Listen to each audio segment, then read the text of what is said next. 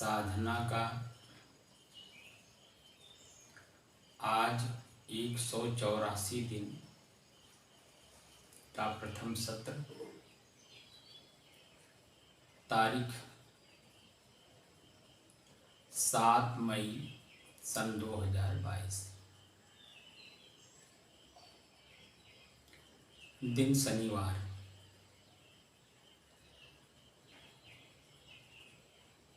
साधना करते करते, साधना का मतलब मन को अपने ही बस में करते करते आज 184 दिन हम लोगों का हुआ। अब मन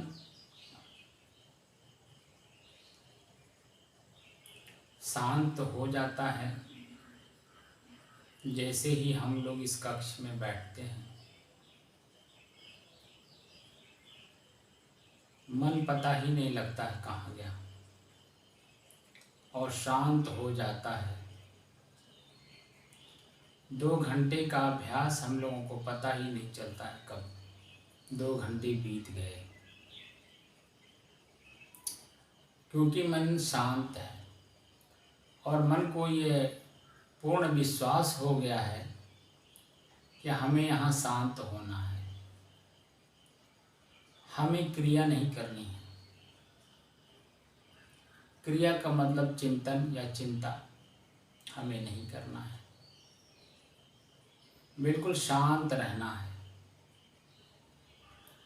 इस कक्ष में प्रवेश करते ही मन शांत हो जाता है और शांत होकर धीरे धीरे मैं देखता हूँ कि आप लोगों को नींद आने लगती है, क्योंकि मन में किसी प्रकार की कोई क्रिया नहीं है।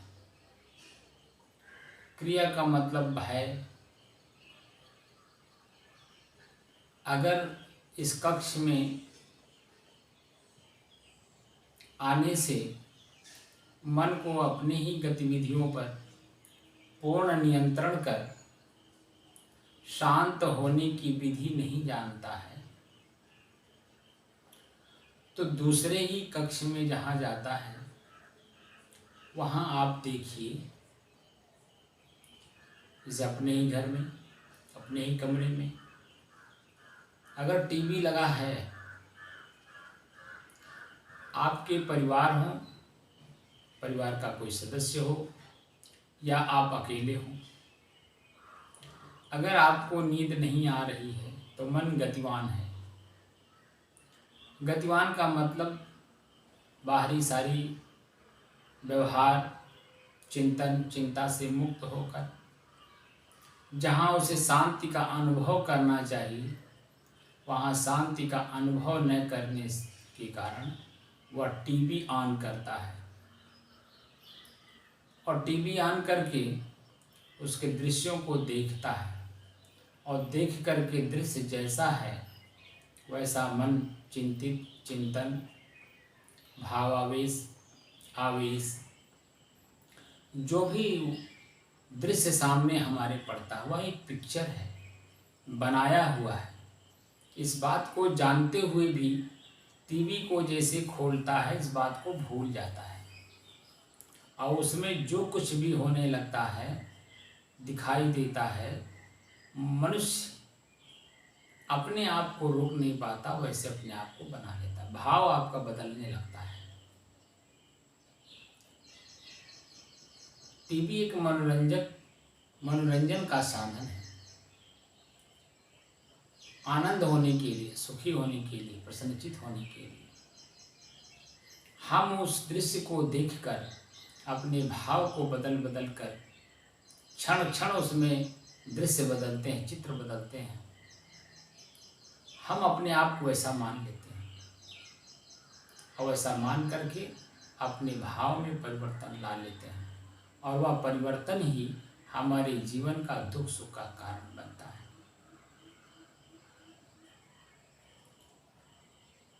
ये जो साधना है आप अपने ही मन की गति को कैसे, अपने जीवन में जो दुख है, दुख क्यों है, इस प्रश्न का उत्तर ढूंढने के लिए मन को शांत किया जाता है।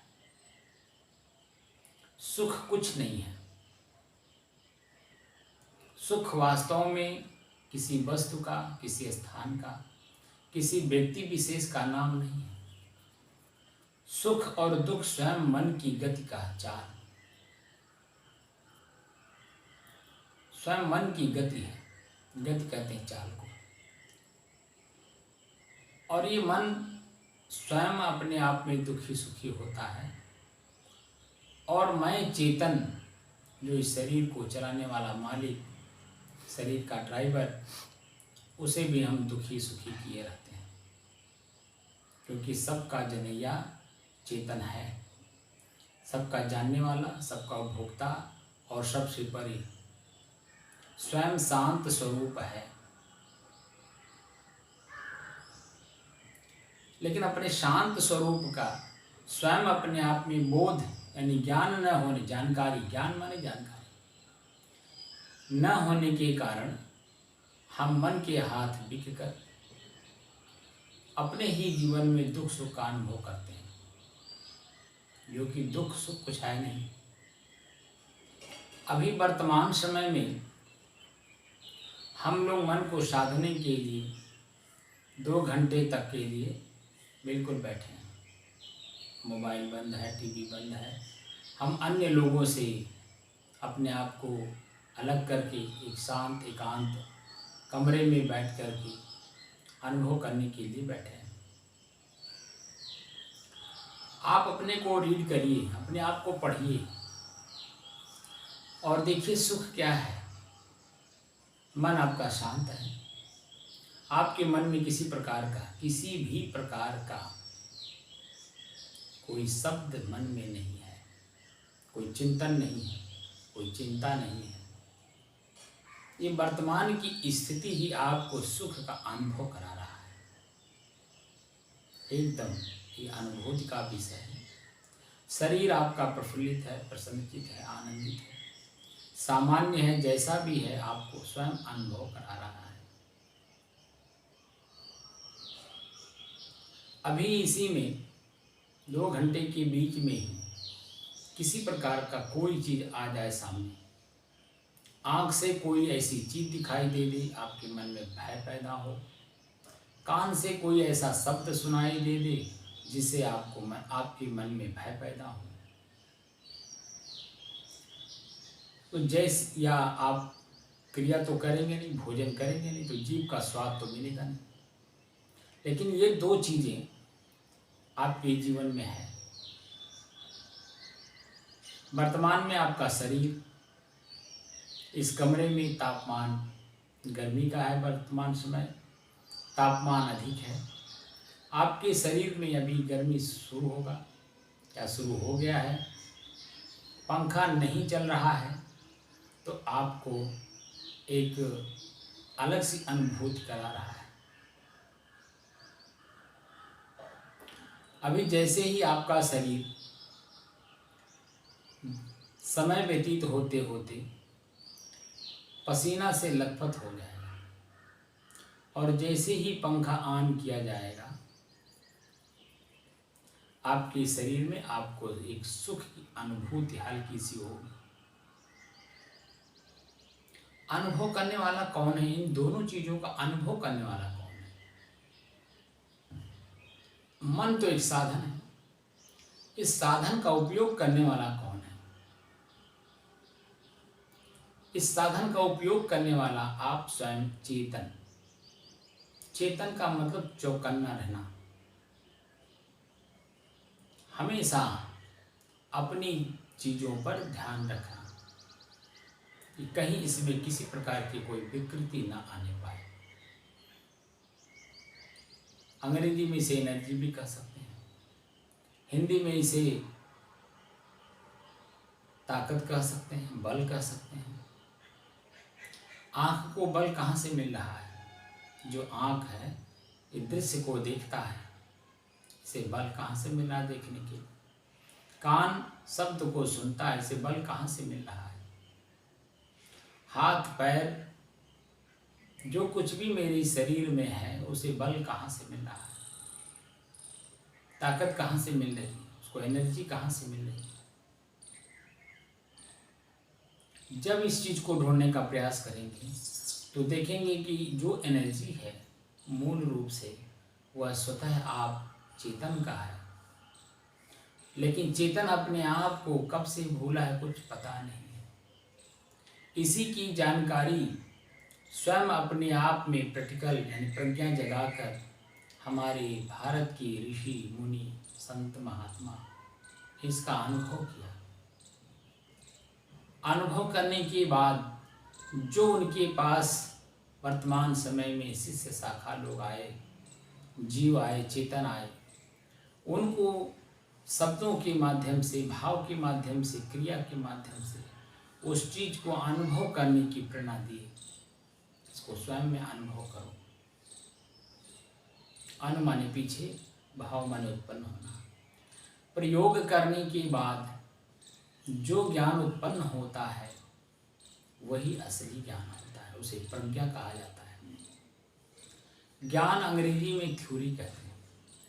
थ्योरी से किसी का मन संतुष्ट नहीं होता है जब तक स्वयं अपने आप में वो प्रैक्टिकल ना करे, प्रयोग ना करे, वो प्रज्ञा जगती नहीं है। और प्रज्ञा जब जग जाती है तो किसी की सुनता नहीं, क्योंकि उसको हूबहू पता है। और सृष्टि का नियम परिवर्तन है, तो परिवर्तन की वस्तु परिवर्तन ही होगी, अपरिवर्तन की चीज अपरिवर्तन ही रहेगा। तो हम चाहते क्या हैं? अपरिवर्तनीय वस्तु, लेकिन परिवर्तन वाली वस्तुओं में खोजते हैं, तो वह कैसे मिलेगा? हमारा सुई हमारे घर के अंदर गिरा है और हम घर के बाहर दरवाजे पर, आंगन में, सड़क पर खोज रहे हो, तो दोष किसका है? ऐसे ही हमारा मन बाहर खोजवाने में हमको ताकत देता है, बल देता है, अंदर कमरे में घुसने ही नहीं देता है। घर मतलब शरीर, शरीर के अंदर जो चेतन है, शरीर को चलाने वाला ड्राइवर, शरीर का जो मालिक है, वहाँ तक हमें जाने ही नहीं देता है। कि बाहर ही बाहर इसे भटकाता है, किसी न किसी चीज में से उलझाता है। संत महात्मा ऋषि मुनि हमारे पूर्वज हैं, हमारे अग्रज हैं, हमारे चिंतक हैं, हमारे शुभ चिंतक हैं। शुभ का मतलब मंगल से होता है। आपका ये जो मानव शरीर है, मानव जीवन है, ये सार्थक हो, मंगल हो, आनंदित हो, प्रसन्नचित हो। इसलिए उन्होंने आदेश, सीधे सीधे आदेश दिया, ईश्वर को जानो और भगवान को पढ़ो। ईश्वर जानने का मतलब ई धन स्वर, ई माने स्वर माने श्वास। अपने ही श्वास को तुम देखो, और भगवान माने शरीर, अपने शरीर को पढ़ो। आपके शरीर में कब काम वासना जगता है, कब क्रोध जगता है, कब लोभ जगता है, कब ईर्ष्या जगती है, कब जलन, कब पश्चाताप। ये जो बुराइयों का अंबार है, इसे जैसे ही आप देखने की कला से, पढ़ने की कला से, जानने की कला से और समझने की कला से देखने का प्रयास करते हैं, वैसे ही आपका मन अपने आप शांत हो जाता है। और जैसे ही शांत हुआ तो सुख की अनुभूति स्वयं अपने आप में होने लगता है, क्योंकि मन आपका तनाव में है, दुखी है, पीड़ित है। और जैसे ही दुख, पीड़ा, तनाव को आप देखने की कला से देखने लगते हैं, जानने की कला से जानने की कोशिश करते हैं, समझने की कला से समझने का प्रयास करते हैं, आपका मन शून्य हो जाता है। गति यानी चाल इसकी रुक जाती है, शांत हो जाता है। और जैसे ही शांत होता है, सुख का अनुभूति आपको स्वतः आपका मन कराता है। जो कि आप चेतन सुख और दुख से परे स्वतः सुख का सागर है। आपको आपके अपने ही सुख के सागर का अनुभव नहीं, पता नहीं, जानकारी नहीं। संत महात्मा जो ऋषि मुनि होते हैं, वो उसी अथाह सागर को आपको थाह में लाने का प्रयास कर रहे हैं। उन्होंने प्रयास किया और प्रयास करके उस चीज को जाना, उसको देखा, उसको छुआ, प्रयोग किया अपने जीवन में और उससे अपने आप को संतुष्ट किया। और संतुष्ट करने के बाद तब उन्होंने लेखनी चलाई।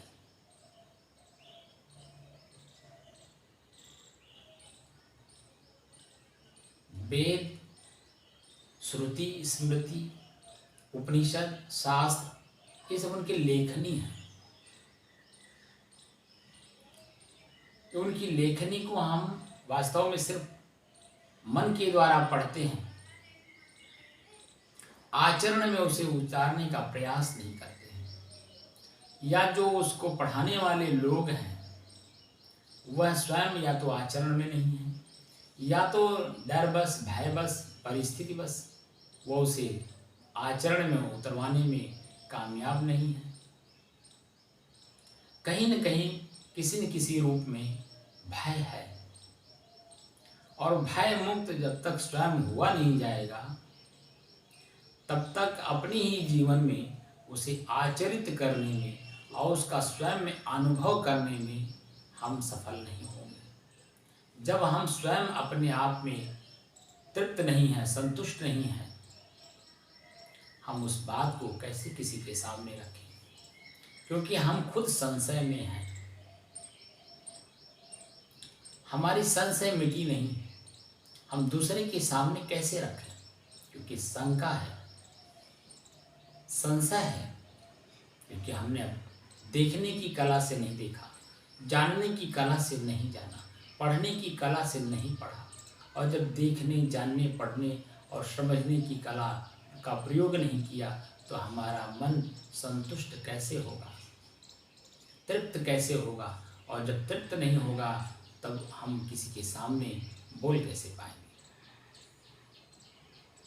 इसीलिए ऋषि मुनि, संत महात्मा, हमारे अग्रज, हमारे पूर्वज, हमारे शुभ चिंतक, उन लोगों ने स्वयं अपने आप में प्रयोग किया, जो जहाँ जिस रूप में प्रयोग किया, और जो उससे उनको कुछ मिला, वो गंभीरता के साथ समाज के सामने उन्होंने रखा।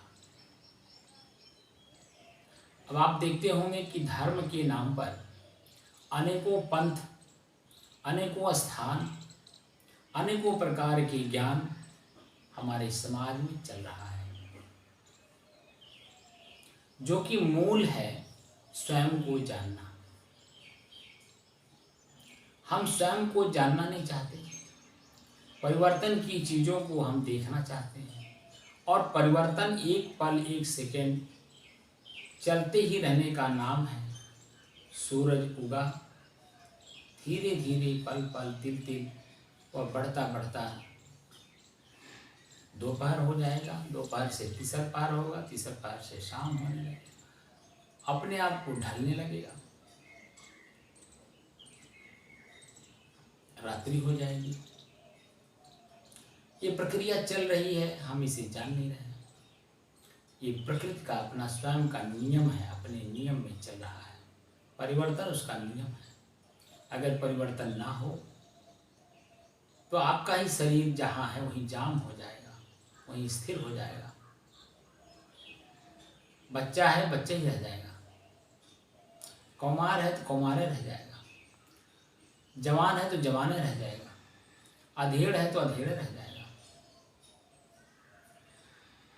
जर्जर है तो जर्जर रह जाएगा, दुखी है तो दुखी ही रह जाएगा, सुखी है तो सुखी रह जाएगा।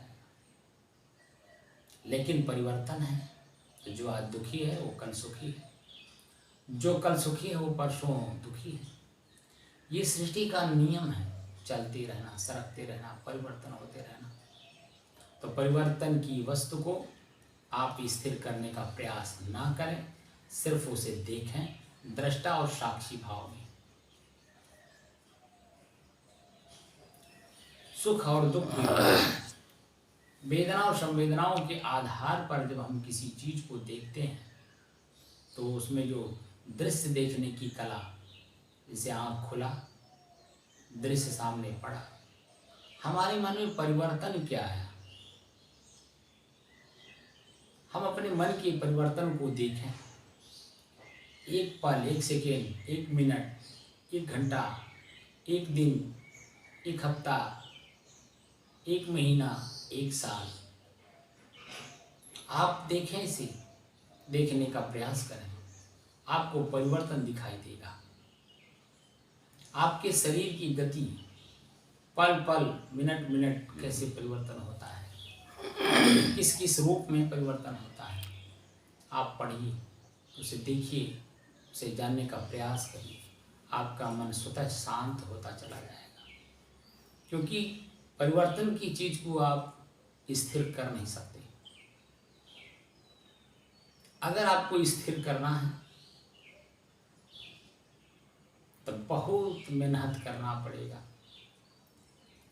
अपार मेहनत करनी पड़ेगी, लेकिन फिर भी वो स्थिर होगा नहीं, क्योंकि वह गतिमान वस्तु है, सृष्टि का नियम है, उसे आप रोक नहीं सकते। अगर आपको वास्तव में रोकना है, स्थिर करना है, तो अपने आप, अपने मन की गति को, अपने शरीर की इंद्रियों की गति को आप रोक सकते हैं। रोक नहीं सकते, सिर्फ देख सकते हैं। देख करके उसे परिवर्तन करने में, स्थिर करने में आप कामयाब होंगे। मन शांत है, सुख का अनुभव कर रहा है, आनंद का अनुभूति कर रहा है, क्योंकि मन शांत है। आपके शरीर की जो खून की सर्कुलेशन है, जिसे हम ब्लड सर्कुलेशन कहते हैं, वह सामान्य है। आपके शरीर में प्रफुल्लित, प्रसन्नचित आपकी नसें हैं, आपकी मांसपेशियां हैं, आपका हड्डी है। आपके शरीर में किसी प्रकार का न तनाव आपको महसूस हो रहा है, न दर्द महसूस हो रहा है, न खिंचाव महसूस हो रहा है। आपका मन शांत है और 2 घंटे कैसे बीत जाता है आपको पता नहीं चलता है। तो क्या शरीर में क्रिया नहीं हो रही? बिल्कुल क्रिया हो रही है, लेकिन मन शांत है। मन में किसी प्रकार की कोई क्रिया नहीं है, इसलिए शांति का स्वयं अनुभव कर रहा है। और इसी चीज को हम प्राप्त करने के लिए बाहर की वस्तुओं में चाहते हैं, जो उसमें दुख और पीड़ा के अलावा हमें कुछ मिलता नहीं, पश्चाताप और आत्मग्लानि के अलावा हमें कुछ मिलता नहीं। सार्थक करिए इस जीवन को। सौभाग्य है आप सभी का कि आप ऋषि मुनियों के देश में हैं, और ऋषि मुनियों ने आपको स्वयं को जानने का जो साधन दिया है, वो साधन का उपयोग करिए और स्वयं को जानिए, स्वयं में विकास करिए। स्वयं का विकास है मन की गति रुकना। मन में किसी प्रकार की कोई गति ना हो, कोई चाल ना हो, एकदम शांत। और जो आप मोक्ष चाहते हैं, मोक्ष का मतलब दुख से छुटकारा, और दुख से छुटकारा का अनुभूति स्वयं में होती है। मन में किसी प्रकार का कोई क्रिया नहीं है, ना अच्छे के रूप में ना बुरे के रूप में, बिल्कुल शांत है। और इसी शांति स्थिति को प्राप्त करने के लिए यही वास्तविक ब्रह्म है। आपकी अपनी शांति ही ब्रह्म है, बड़ा है, इससे बड़ा संसार में कुछ नहीं है। इसी को जानने, समझने, देखने, प्रयोग करने और उसे छू करके शांत होने का जो आनंद है वो ऋषियों और मुनियों के पास है। उनके पास बैठिए, इस चीज़ को जानने का प्रयास करिए और जान कर समझ कर प्रयास करने से जो आपकी अपनी अनुभूति होगी वह अलौकिक होगी। और अलौकिक वस्तु को लौकिक यानी दिखाई देने वाली वस्तु, जो दिखाई न दे उसे अलौकिक कहते हैं। जो दिखाई दे रहा हो वो स्वयं अनुभूति होती है, वही दिखाई देना है। मन आपका शांत है, आपके शरीर में आपके मन में किसी प्रकार का रोग नहीं होगा, पीड़ा नहीं होगी, वेदना नहीं होगा, ना संवेदना, दोनों से परे शांत चित्त। यही स्थिति प्राप्त करना है और इस स्थिति को प्राप्त करने के लिए आपको थोड़ा सा सिर्फ मेहनत करना है। असली घर, पक्का घर, सदैव रहने वाला घर, इस शरीर के बाद भी वह घर रहेगा। इस शरीर के पहले भी था और वर्तमान में भी है, लेकिन हम उसे बाहर एक पक्का मकान बनाकर उसमें स्थिर करना चाहते हैं, जो कि समय के आधार पे उसमें परिवर्तन है और परिवर्तन की वस्तु को हम पक्का करना चाहते हैं, स्थिर करना चाहते हैं, जो कि वो व्यक्तिगत अपना दोष है, किसी दूसरे का दोष नहीं है, व्यक्तिगत अपना दोष है। वो चेतन का स्वयं का दोष है कि अपने मन की गति को पकड़ नहीं पा रहा है। अपने ही मन की गति को हमें स्वयं पकड़ना है, क्योंकि मन मेरा साधन है, मन मैं नहीं हूँ, मैं तो शांत स्वरूप हूँ। और मेरे अपने शांत स्वरूप में ना मन है, ना चित्त है, ना बुद्धि है, ना क्रिया है, ना वहाँ शब्द है, ना स्पर्श है, ना रूप है, ना रस है, ना गंध है, कुछ भी नहीं, सबसे परे एकदम शांत। ना वहाँ आँख है, ना कान है, ना आँख। इसीलिए गीता कहती है वहाँ सूरज नहीं, चंदा नहीं, कुछ नहीं, सृष्टि का कुछ भी वहाँ नहीं, बिल्कुल शांत स्थिति आपकी।